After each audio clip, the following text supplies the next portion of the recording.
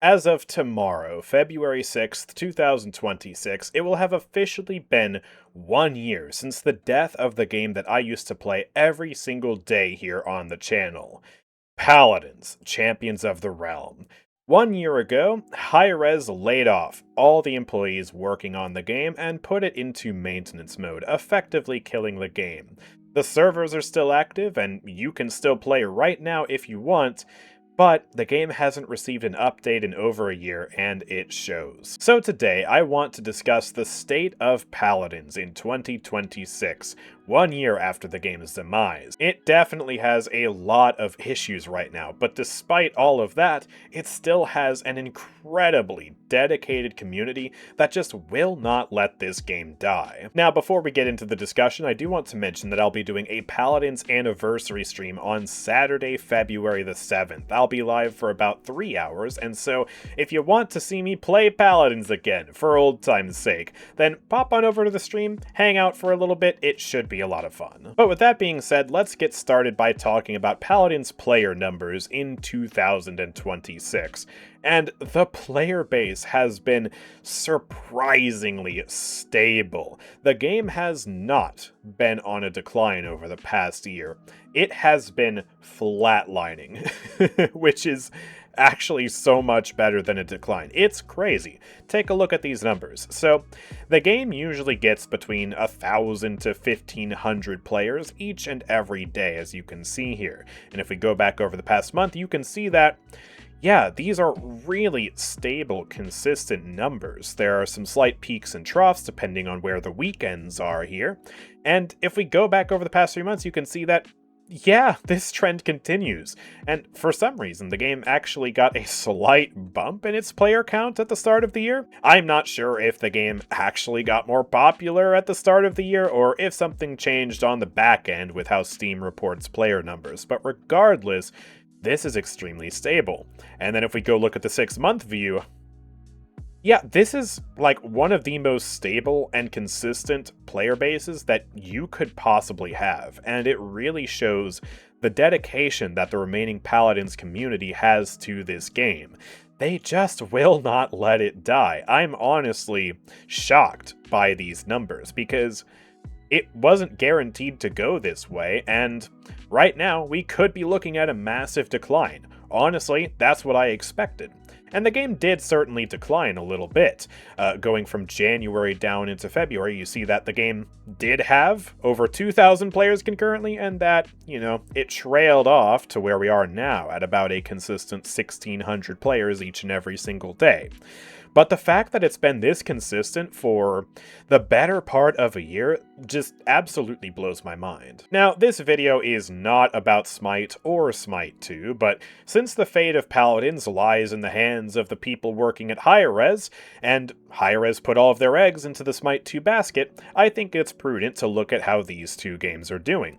And Smite 1 was also put into maintenance mode at the same time as Paladins, and similar to Paladins, it's had an extremely stable player base over the past half year. It's actually been a little bit larger than Paladin's player base too. It did, of course, trail off pretty heavily when Smite 2 came out, but yeah, I mean, these are still very consistent player numbers, and I think that bodes well for the longevity of both Smite and Paladin servers remaining up for the foreseeable future. It truly is incredible, though. Hi-Rez is one of the worst gaming companies out there. They always find a way to ruin their games and disappoint players. And yet, at the same time, they manage to create games that are so good at their core that when the games should have died a year ago, they still have thousands of players getting on each and every day because the games are just that good and people love them that much. Such a crazy dynamic. But now let's take a look at Smite 2, which is the only game that Hi-Rez has under active development right now. And Smite 2 has actually been doing reasonably well. It actually gained some players over the past 3 months. As you can see, the game gets about 7,000 peak players each and every day, sometimes going up to 8,000 players, and this is an improvement. If we go to the 3-month window here, you can actually see that, well, the game has steadily been gaining players. It's not near near its all-time peak of 13,000 concurrent players, and the player count is actually higher right now than it has been in the past 6 months, which is definitely good for the game. The reviews are still incredibly mixed on Steam. Even the recent reviews are mixed, and we are definitely past the point where people review bombed the game because Hi-Rez shut down support for Paladins and Smite 1. So, yeah, I don't really follow Smite 2 pretty much at all, but I think the player numbers speak for themselves, and hopefully the continued success, or at least continued doing all rightness of Smite 2 will once again mean that Paladin servers stay up for the foreseeable future. But now I want to shift gears and talk about how it actually feels to play the game right now in February of 2026. And, it really is a mixed bag. This game has so many issues brought about by the end of support for this game. First of all, the meta is extraordinarily stale. The same characters that were meta a year ago are meta now, because obviously there have been no balance changes. So Imani is still overpowered, Cassie is still permanently banned in ranked because she can drop matches with an exploit.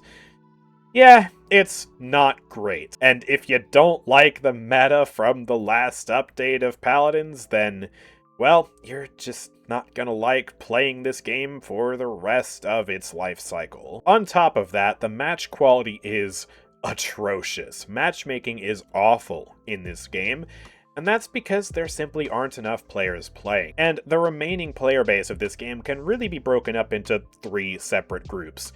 First of all, this game actually still gets new players, which is mind-boggling to me, that some people are trying Paladins for the first time in 2026. I wish them the best of luck, because, yeah, getting into this game now is quite difficult, and it's made especially difficult by the fact that if you queue at any time other than the main hours when everybody is on, you are almost certainly going to be thrust into a match with a bunch of players who are extremely sweaty. That's the second group of players that play this game. They love this game, and they also happen to be ridiculously good at this game, and they just stomp lobbies nowadays because of the ramshackle teams of new players and sweaty players, and then the third group of players, which are the players that also really love this game, but just want to chill and aren't necessarily as good at the game as the sweats. And it's all just kind of a terrible experience. There is no consistency in the match quality except for the fact that it will probably suck in some way, shape, or form. There are still occasionally some even games, and when you do get a well-balanced match of Paladins, it's actually still a lot of fun. But the problem is, you have to trudge through a bunch of games that suck before you finally get just one game that's good. And it's even worse if you decide to queue for anything other than Siege. Because Siege is still by far the most popular game mode, and so if you queue for a game mode that has even fewer players, these problems will only be exacerbated. Now, this frustrating matchmaking also leads many people to just up and quit mid-match and leave one or both teams with a bot. Bots are worse than ever, not just because of the matchmaking, but also because of an issue that popped up over the past year, where sometimes you just won't even load into a match. You'll choose your champion, and then it'll put you on the loading screen, and then you'll be stuck in loading screen purgatory, and you won't load into the match. You'll have to restart your game, and sometimes restarting your game won't even put you back into the match, and so you'll have to restart again, and it's just a miserable experience. And so between people leaving because they're frustrated with the matchmaking, people not loading into the game in the first place, and then also people just outright crashing, there are a lot of bots in Paladins in 2026.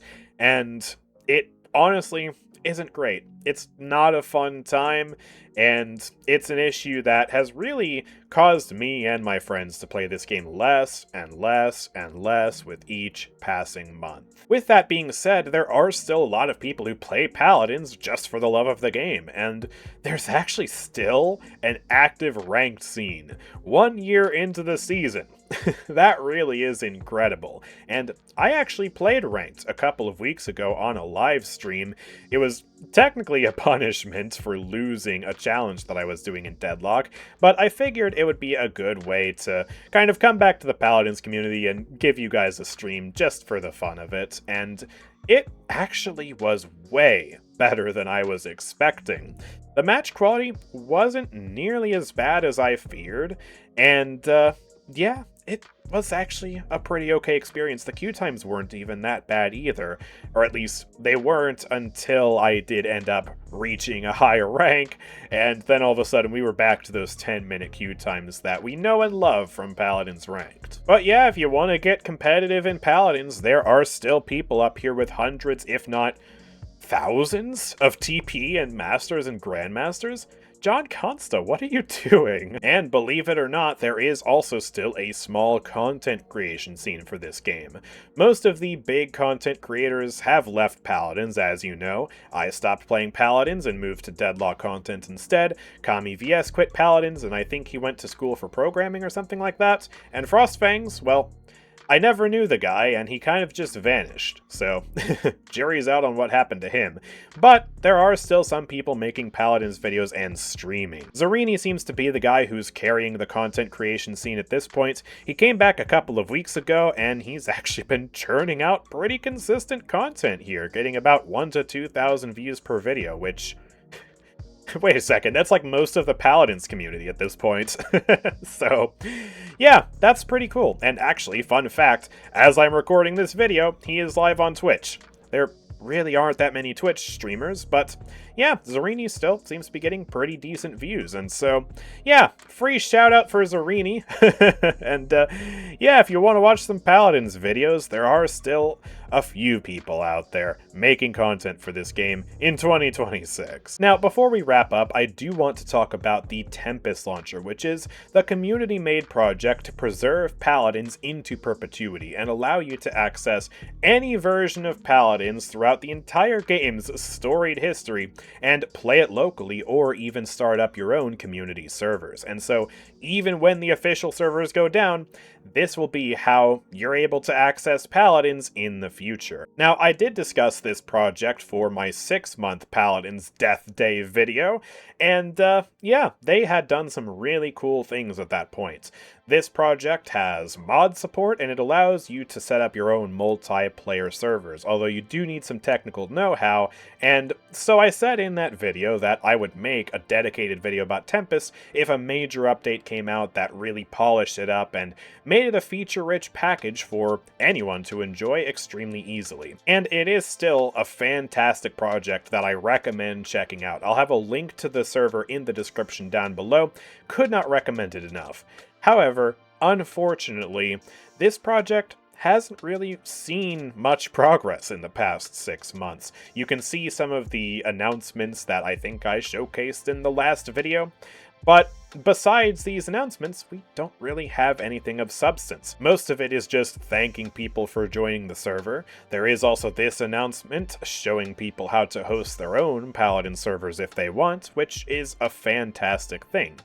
But then after that, we don't really have anything until we get to this announcement here just a couple of weeks ago in January, which is a reminder that, well, people can contribute to the project via GitHub, and that the main people who are working on the project unfortunately don't have the time to work on it right now, which is a real shame. So, not too much has been happening here with the Tempest Launcher, but it is still, in its current state, a great way to experience Paladins, and if you're willing to figure out how to set up your own server, which is reasonably complicated, but not overwhelming or overbearing to overcome, then yeah, you will have a fantastic time playing with the Tempest Launcher, and I'm just so glad that this project even exists.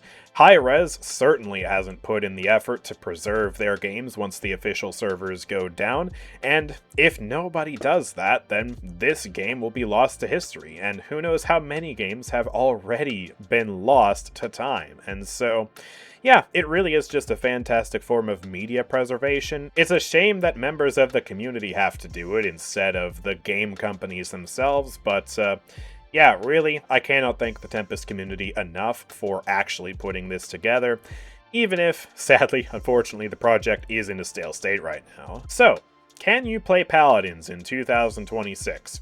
Yes, you can. The servers are still up and the game still has an extremely dedicated community. The game has a lot of problems, for sure, but it seems like the servers are still going to be up for the foreseeable future, and a lot of people still log on to this game every single day to queue up for some matches, and that truly is some admirable dedication. As for me, well, I don't regret quitting Paladins content creation when I did. The game has gotten extremely stale, and I just feel like an old man with Paladins at this point. I dedicated the better part of a decade to this game on my YouTube channel here, and there really is only so much you can play of a game before you get extremely burnt out. And so, yeah, I'm happy now that I've moved on to New Horizons. Deadlock has been a blast, and a lot of Paladins players have also made the switch to Deadlock too, and if you haven't tried it yet, I absolutely 100% recommend giving it a try. If you like the MOBA aspects of Paladins, like the item shop and the build customization and the slower TTK, Deadlock has all of that and more. It really is a fantastic game, and yeah, I've just been loving the experience of switching to that game, and with each and every major update, my channel has slowly been building back up to where we were at the heights of my Paladins career, and so that's been super exciting to see as well. Paladins will always hold a special place in my heart, and I'll always cherish the memories that were made in this game, but we're at the point now, and frankly, I've been at the point for a while where I'm happy to let it go. But with that being said, things are still definitely looking better for Paladins than I expected them to at this time, and hopefully Hi-Rez will continue to have the Paladin servers up and functioning for as long as people still want to play this game. But anyways, that's gonna do it for this video about the state of Paladins in 2026. Let me know what you think about it in the comments section down below. Do you still play Paladins from time to time? Are you going to play Paladins again for old time's sake now that you've seen this video? I would love to hear your thoughts down below. And also, don't forget that I will be doing a Paladins stream on Saturday, February the 7th, so hop on in for a little bit. I would love to see you there. But with all that being said, oh boy, it's been one heck of a year. Thank you guys for watching, and I will see you all next time. Peace out.